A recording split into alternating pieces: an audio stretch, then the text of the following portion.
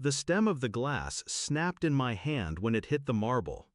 Dark red wine spread like a wound across the floor. I bent down to wipe it, my hand still trembling from the sting, when my father's palm cracked across my face. The sound was sharp enough to silence the entire room. Blood pooled at my lip and dripped onto the white tiles. "Useless girl, get out!"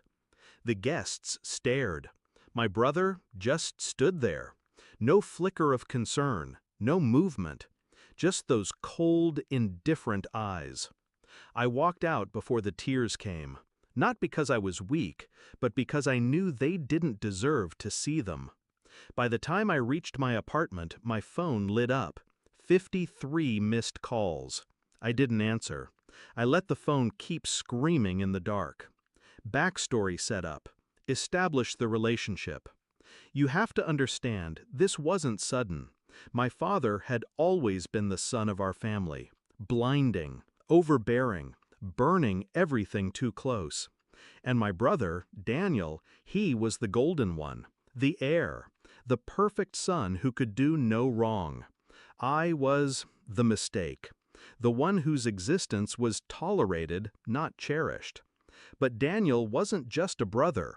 He was the only one I used to think could understand me. When we were kids, he'd sneak me chocolates when father grounded me, whispered jokes during the suffocating family dinners. I thought he was my ally, until I learned he wasn't. Discovery of betrayal. It started small. My promotions at the family business suddenly delayed. My projects reassigned. My ideas somehow showing up in Daniel's presentations. At first, I thought it was coincidence or father's interference. But then I saw the email.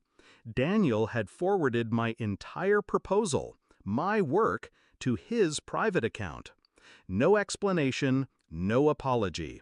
Just my months of effort stripped of my name. And worse, it was addressed to Father. Subject line, "Thought you'd want something better than what she had." I remember sitting there, staring at those words. My chest didn't hurt. My hands didn't shake. My mind just clicked into place. I stopped feeling like the discarded daughter. I started thinking like an executioner. Shift in mindset, strategic planning begins. Revenge isn't rage, it's mathematics. First, you watch. You gather every loose thread, every weakness, every secret they think is hidden. Father's empire looked solid from the outside, but I knew better. I'd seen the cracks, the shell companies, the quiet bribes, the off-book accounts hidden in places even the accountants didn't know to look. Daniel was sloppy. He liked expensive things, things he couldn't justify on his salary, and he had a habit of mixing business funds with personal expenses. All I had to do was keep the receipts. For 6 months, I played the role they expected, the overlooked, humiliated daughter. I smiled when they mocked me. I nodded when Daniel took credit. I even congratulated him on his successes, all while building the file. Execution of the plan. Step 1 was silent. I created an anonymous tip-off packet for the tax authorities. Meticulous, documented, undeniable. I sent it from an untraceable email, routing it through 3 different countries before it landed in their inbox. Step 2 was public. I leaked Daniel's personal expense records, private jets, designer watches, a $40,000 bar tab, to the board members of Father's company. They didn't say anything at first, but I knew it was rotting the image they had of him. Step 3 was surgical. I waited until the quarterly review, the one meeting Father never missed, and uploaded the proof of Daniel's embezzlement onto the main presentation screen. No commentary, just the facts, displayed in black and white. The room went still. Father's face drained of color. Daniel stammered, sweating, denying everything.